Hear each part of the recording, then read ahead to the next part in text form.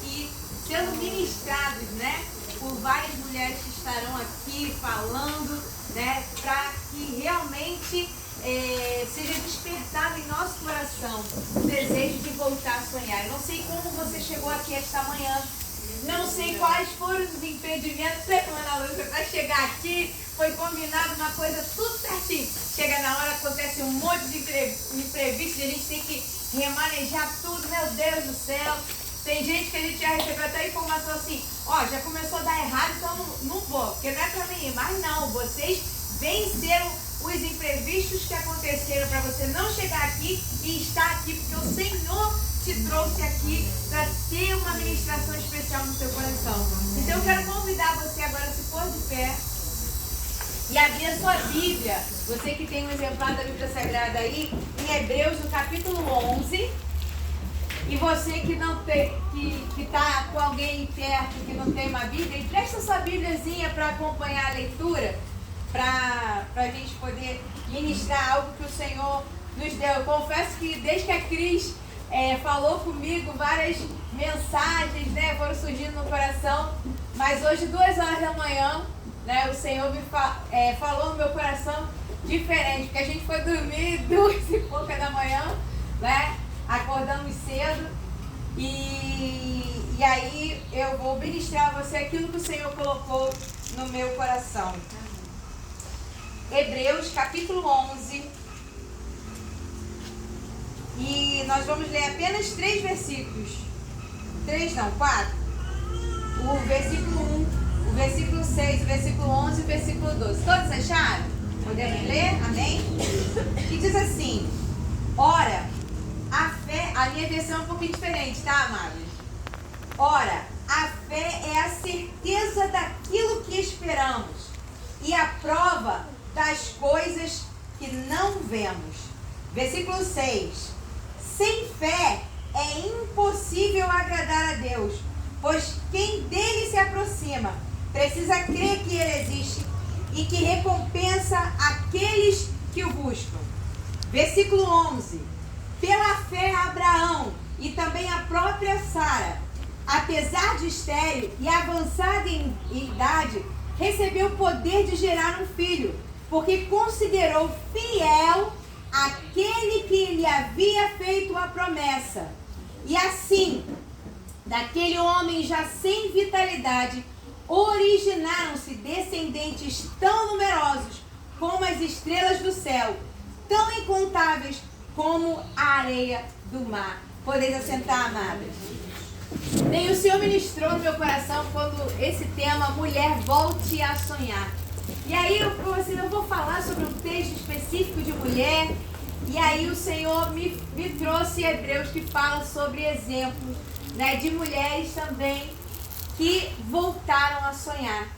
E eu achei interessante que muitas das vezes vão acontecendo coisas na nossa vida, situações, né, problemas, dificuldades que vão fazendo a mulher desistir dos seus sonhos. Não é verdade?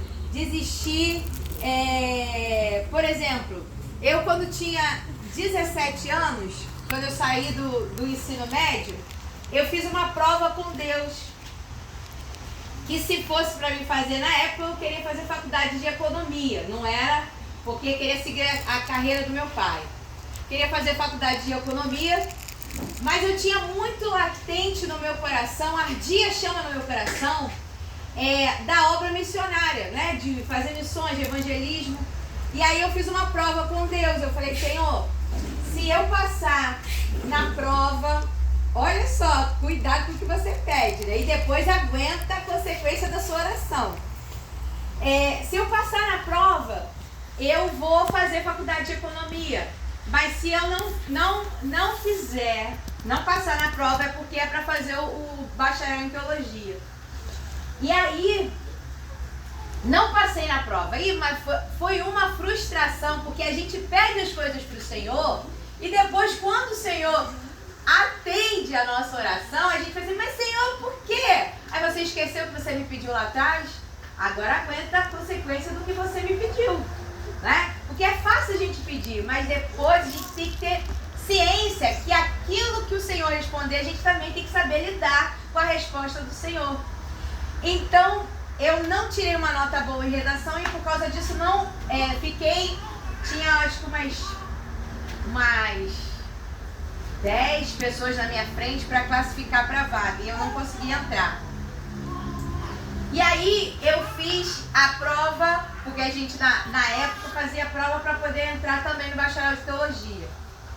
E aí eu fiz a prova e eu falei assim, Senhor, se realmente é para eu fazer, eu não sou boa em redação, mas se é para eu fazer o bacharel, eu vou tirar 100 nessa redação. E eu tirei que nota? 100, porque era o que o Senhor queria que eu fizesse na época.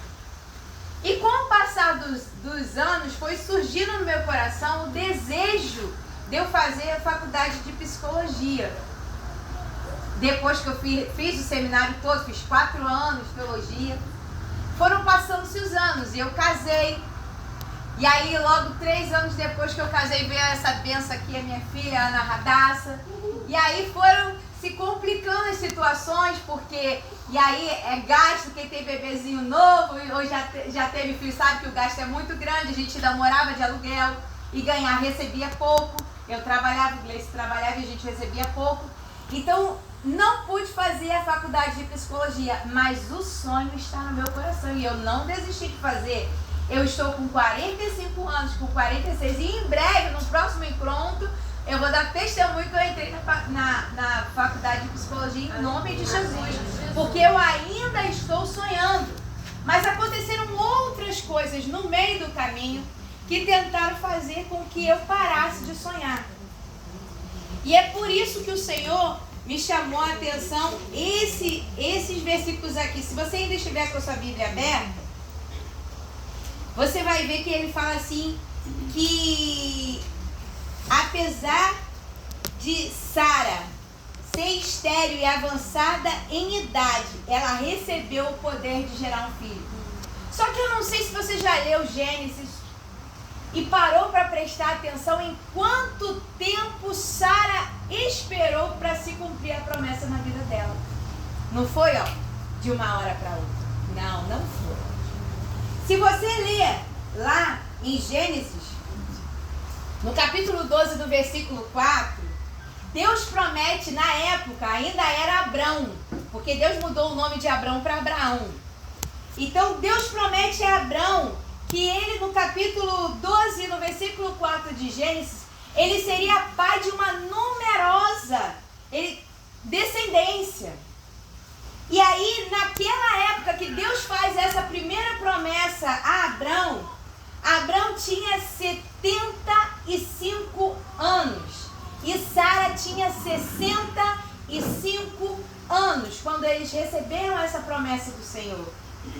Sabe quanto tempo eles tiveram que esperar entre a promessa e o cumprimento da promessa? 25 anos eles tiveram que esperar.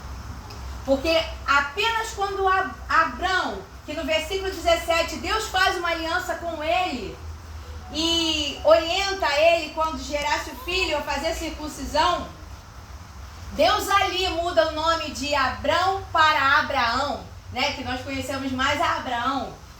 E ali Deus reafirma a promessa dele, que só vai se cumprir no capítulo 21 de Gênesis, quando Abraão já tem 100 anos e Sara tem 90 anos. Então nem todas as promessas que o Senhor lhe faz serão realizadas de uma hora para outra.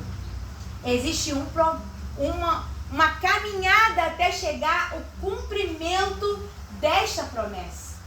Então o difícil não é você receber a promessa e nem a promessa se cumprir, mas é o processo que você passa entre o recebimento da promessa e o cumprimento da promessa. Pode ser que a sua promessa se cumpra dentro de um ano, mas possa ser que você espere vários anos para que haja o cumprimento daquela promessa que o Senhor lhe fez há muito tempo atrás. Só que olha que interessante, no versículo 6 do capítulo 11 que nós lemos em Hebreu, diz assim, que sem fé é impossível agradar a Deus, pois aquele que dele se aproxima precisa crer que Ele existe e que recompensa aqueles que o buscam. O nosso Deus, Ele não é homem para que minta, nem filho do homem para que se arrependa. Então, aquilo que Ele te prometeu, vai cumprir. Agora, não vai ser no seu tempo, vai ser no tempo dele. Porque lá em Eclesiastes diz que é um tempo para todas as coisas se cumprirem debaixo do céu, né? E nós vivemos no Cronos, né? Nós temos o cronômetro que marca o que? O tempo do homem, que tem um início e tem um fim. Mas o nosso Deus vive no tempo do Kairos, que não tem nem início nem fim. Então, por isso que a Bíblia diz que para Deus um dia é como 1000 anos e 1000 anos como um dia. Então, é difícil aguardar a promessa, mas aquele que Ele prometeu, Ele não erra. Aquilo que Ele promete, Ele cumpre. Então, aguarde o tempo da realização da sua promessa, porque Ele é fiel para cumprir. Basta você ter paciência para esperar o tempo de Deus. Então, mulher, volte a sonhar, porque o seu Deus é fiel para cumprir aquilo que Ele te prometeu. Que Deus abençoe e que o Espírito Santo de Deus continue falando melhor em cada coração. Aleluia.